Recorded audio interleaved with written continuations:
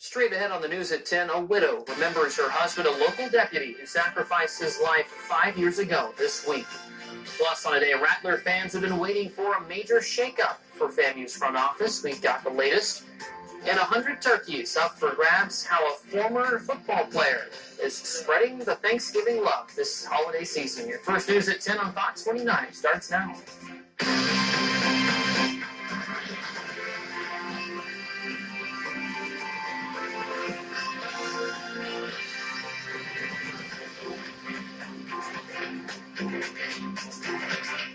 Good evening, and thanks for joining us tonight at 10. I'm Jacob Murphy. Let's start with a call for help from the Tallahassee Police Department. The agency releasing photos showing a suspect from an armed robbery that happened on Kissimmee Street November 9th. TPD saying the suspect received a ride in a taxi and then attacked and stabbed the cab driver.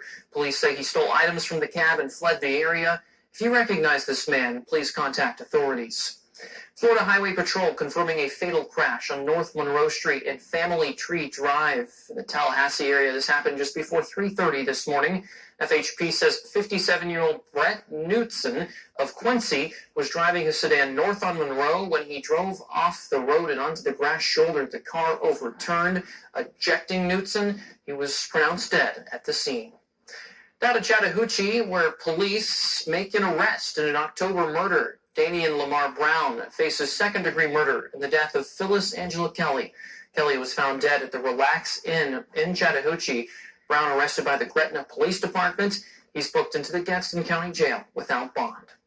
Sharing their story, the family of Brandy Peters opening up after Henry Segura is sentenced to life in prison for her murder. The Peters family telling us they're breathing a sigh of relief now, knowing justice was served. However, they're still healing. Peters, the ex-girlfriend of Henry Segura, her twin girls and son were brutally murdered in November 2010. Just days after Segura was sentenced to life in prison, the family of Brandy Peters sharing their thoughts on camera for the first time. We spoke with Dennis Williams. He's Brandy's brother. He says it's been a long 9+ years for his family, his mother and 3 other living siblings relying on each other for strength. Many of them in the courtroom day after day during the trial, reliving a moment they didn't want to remember. We're just hoping they try to move forward, and it's something that you can't forget about because it'll always live in you. So, it's a scar that ain't gonna never go away. Dennis says the family has been strong to this point, and they are preparing themselves for the expected appeal process. And court records show Henry Segura is already in the state prison system, leaving the Leon County Jail just before 5 Friday night. He's now starting to serve 2 consecutive life sentences.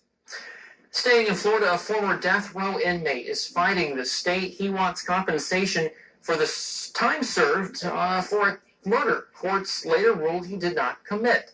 Clemente Aguirre Hartkin spent a decade on death row. A wrongly convicted person has 90 days to file for payments, but after he was set free, he was jailed on other charges and missed that window. His lawyer wants lawmakers to pay up.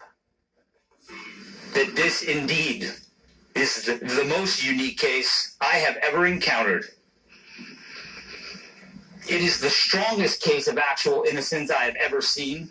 And it is the most overwhelming case of guilt of another person I have ever seen. Aguirre Hartkin could face up to, or receive rather, $50,000 for each of the nearly 15 years he spent behind bars. State attorney fighting the case, contending he is guilty of the murder. Turning now to FAMU, where a new athletic director was announced today. His name is Courtney Gaucher. He's an Alabama State alumni.